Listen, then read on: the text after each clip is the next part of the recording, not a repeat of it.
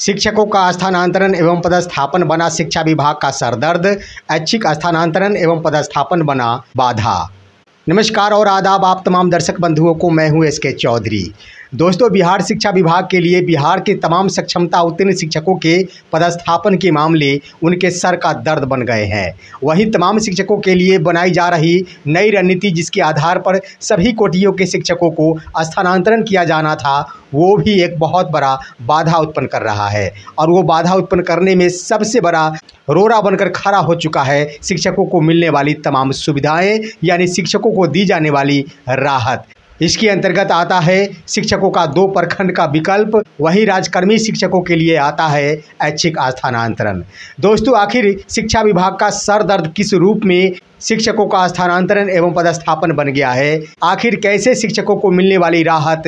एक रोड़ा बनकर खड़ी हो गई है? इससे पहले कि इन तमाम बिंदुओं पर हम विस्तार पूर्वक चर्चा करें, अगर आपने अभी तक हमारे इस चैनल सुसत्य वचन को सब्सक्राइब नहीं किए हैं तो कृपया अभी सब्सक्राइब कर लेंगे। साथियों, हम आप सभी को बता दें कि शिक्षकों के स्थानांतरण एवं पदस्थापन के मामले में शिक्षा विभाग द्वारा बनाई गई समिति की अहम बैठक आज 20 जुलाई 2024 को निर्धारित थी और ये आशा जताई जा रही थी कि निश्चित रूप से बहुत बड़े फैसले लिए जाएंगे और इस आधार पर तमाम शिक्षकों को बहुत बड़ी राहत मिल सकेगी। दोस्तों, इसके क्रम में शिक्षा विभाग जरूर चाहती है कि शिक्षकों को राहत प्रदान की जाए। शिक्षा विभाग की मंशा जरूर है कि तमाम शिक्षकों को ऐच्छिक स्थानांतरण एवं ऐच्छिक पदस्थापन का लाभ दिया जाए, परंतु जब ही समिति द्वारा विभिन्न बिंदुओं पर चर्चाएं की जाती है, जब ही समिति द्वारा ड्राफ्ट किए गए बिंदु पर मंथन किया जाता है, उसके बाद एक से बढ़कर एक समस्याएं सामने आकर खड़ी हो जाती है। इसके क्रम में ही 20 जुलाई 2024 के हुए बैठक में समिति के पदाधिकारियों द्वारा अहम मंथन किया गया। एक तरफ जहां तमाम शिक्षकों को 2 प्रखंडों का विकल्प देने की बात कही गई और वो विकल्प देने के उपरांत एक बहुत बड़ी समस्या उत्पन्न हो गई। वो समस्या इस रूप में थी कि अगर शिक्षकों को 2 प्रखंडों और 2 विद्यालयों का विकल्प दिया जाता है, उसके बाद बीपीएससी शिक्षक और अन्य कोटियों के शिक्षकों का भी स्थानांतरण का मुद्दा है। और जब एक कोटि के शिक्षकों को ऐच्छिक पदस्थापन का लाभ दे दिया जाएगा, यानी शिक्षकों को राहत प्रदान कर दी जाएगी, तो स्वाभाविक बनता है कि आने वाले चरणों में, चाहे वो बीपीएससी शिक्षक हो या फिर अन्य किसी भी कोटि के शिक्षक हो, उन्हें भी राहत प्रदान करनी पड़ेगी। उसके बाद ही गहन पूर्वक मंथन किया गया, लेकिन कोई भी सटीक हल सामने उभर कर नहीं आ पाया। जब शिक्षकों को राहत प्रदान करने संबंधी नीति पर मंथन शुरू हुआ, इसके क्रम में शिक्षकों को ऐच्छिक पदस्थापन देने हेतु विचार विमर्श किया, जिसके क्रम में जब शिक्षकों की गिनती सामने आई तो समस्या ये सामने आकर खड़ी हो गई कि पहले चरण में सक्षमता उत्तीर्ण शिक्षकों का ही पदस्थापन होना है और इन शिक्षकों को अगर 2 प्रखंडों और 2 विद्यालयों का विकल्प दिया जाता है तो निश्चित रूप से सबसे पहले बड़े बड़े शहरों में शिक्षकों की संख्या काफ़ी बढ़ जाएगी और जब शहरों के विद्यालय शिक्षकों से भर जाएंगे, उसके तत्पश्चात बीपीएससी शिक्षकों का भी पदस्थापन होना है। निश्चित रूप से ऐसे शिक्षकों से भी 2 प्रखंडों या फिर 2 विद्यालयों का विकल्प मांगना अनिवार्य हो जाएगा। उस समय अगर शिक्षकों द्वारा वही विद्यालय का चयन किया जाता है, उसी प्रखंड का ऑप्शन दिया जाता है, उस समय आखिर शिक्षा विभाग क्या निर्णय ले सकेगी? इतना ही नहीं, नियमित कोटि के शिक्षकों के लिए भी यही नीति लागू होगी, क्योंकि जो भी पदस्थापन एवं स्थानांतरण संबंधी नीति का निर्माण हो रहा है वह समेकित रिपोर्ट है और वो सभी शिक्षकों के लिए एक साथ लागू किए जाएंगे। भले ही सक्षमता उत्तीर्ण शिक्षकों के लिए यह स्थानांतरण नहीं, पदस्थापन है, लेकिन शिक्षा विभाग ये चाह रही थी कि पदस्थापन के मामले में भी शिक्षकों को राहत प्रदान की जाए, लेकिन राहत प्रदान करने के क्रम में ही सामने समस्या खड़ी हो गई है, जिसके आधार पर आसार ये दिखने लगा है कि पदस्थापन के मामले में शिक्षकों को राहत मिलने की बहुत ही कम संभावनाएं दिखती नजर आ रही है। शिक्षकों से 2 प्रखंडों या फिर 2 विद्यालयों के चॉइस मांगने संबंधी खबर एक बार फिर से झूठी साबित हो सकती है, गलत साबित हो सकती है। दोस्तों, आखिरी तौर पर यह गलत नहीं है, परंतु शिक्षा विभाग के सामने आने वाली समस्याओं के मद्देनजर यह निश्चित रूप से गलत साबित होगा। अब देखना यह है कि आखिर नियोजित शिक्षकों के मामले में शिक्षा विभाग एक बार फिर से क्या रणनीति बना पाती है, क्योंकि शिक्षा विभाग की समितियों द्वारा एक बार फिर से बैठक करने की बात कही गई है। यानी 20 जुलाई 2024 को हुए बैठक में कोई भी सफल नीति का निर्धारण नहीं हो पाया। इस बैठक में एक से बढ़कर एक समस्याएं ही आती रही है और ये खबर छन के आई है कि संभवतः 2 दिन बाद एक बार फिर से समिति की बैठक होगी और उस बैठक में अंतिम रूप से निर्णय ले लिया जाएगा कि आखिर शिक्षकों के पदस्थापन के संबंध में और स्थानांतरण के संबंध में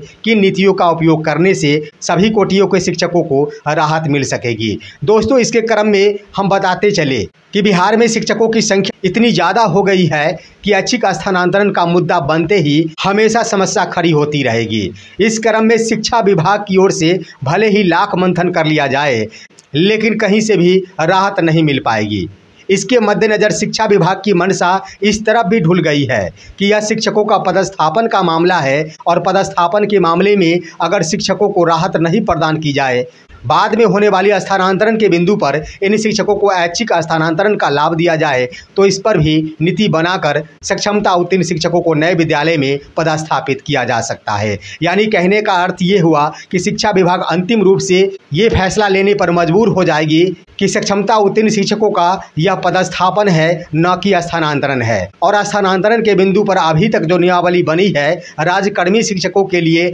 ऐच्छिक स्थानांतरण का ही प्रावधान है। और जब सक्षमता उत्तीर्ण शिक्षक नए विद्यालय में पदस्थापित हो जाएंगे, उसके बाद ये शिक्षक भी राज्यकर्मी बन जाएंगे और उसके बाद इन्हें भी ऐच्छिक स्थानांतरण का लाभ दिया जा सकता है। तो इस नीति पर भी शिक्षा विभाग के समितियों द्वारा मंथन किया जा रहा है कि वर्तमान में पदस्थापन के दरमियान शिक्षकों को राहत प्रदान नहीं करते हुए विशिष्ट शिक्षक नियमावली 2023 के प्रावधान के आलोक में ही नए विद्यालय में पदस्थापित कर दिया जाए और उसके बाद विशिष्ट शिक्षकों के होने वाले स्थानांतरण में इन शिक्षकों को भी ऐच्छिक स्थानांतरण का लाभ देते हुए जो लाभ नियमित कोटि के शिक्षकों को दिया जाएगा, जो लाभ बीपीएससी शिक्षकों को दिया जाएगा, वही लाभ विशिष्ट शिक्षकों को भी प्रदान कर दिया जाए तो एक रूपता बनी रहेगी। दोस्तों, आज की बैठक में अंतिम रूप से मंथन इन्हीं बिंदु पर चली है, लेकिन एक बार फिर से 2 दिनों बाद बैठक होगी और इस बैठक में आखिर समिति द्वारा क्या कुछ निर्णय लिया जाता है वह बहुत अहम हो जाएगा। आशा ये जताई जा रही है कि शिक्षकों के काउंसलिंग से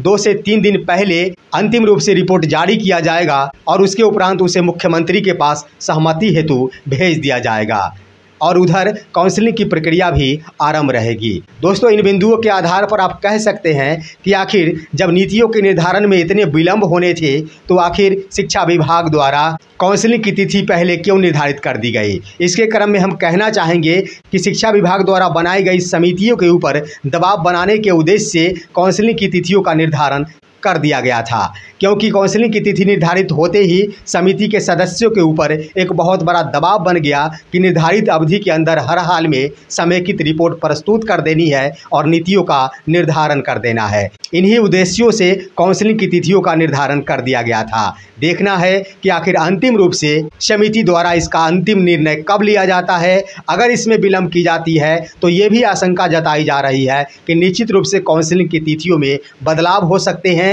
और शिक्षकों के पदस्थापन कुछ दिनों के लिए टल सकते हैं। फिलहाल हम बताते चले कि पहले चरण में सक्षमता उत्तीर्ण शिक्षकों का ही पदस्थापन होगा और इनके पदस्थापन संपन्न हो जाने के बाद ही बीपीएससी शिक्षकों के स्थानांतरण के बिंदु पर कदम उठाए जाएंगे और उसके बाद अन्य राज्यकर्मी, चाहे वो नियमित कोटि के शिक्षक हो या फिर 34,540 कोटि के शिक्षक हो, उनके स्थानांतरण के बिंदु पर भी कदम उठाए जाएंगे। फिलहाल आज की खबर बस इतना ही। आप सभी हमारे इस वीडियो को लाइक करते हुए तमाम दोस्तों के पास शेयर कीजिए और अब दीजिए अपने ही दोस्त SK चौधरी को इजाज़त। जय हिंद, जय भारत।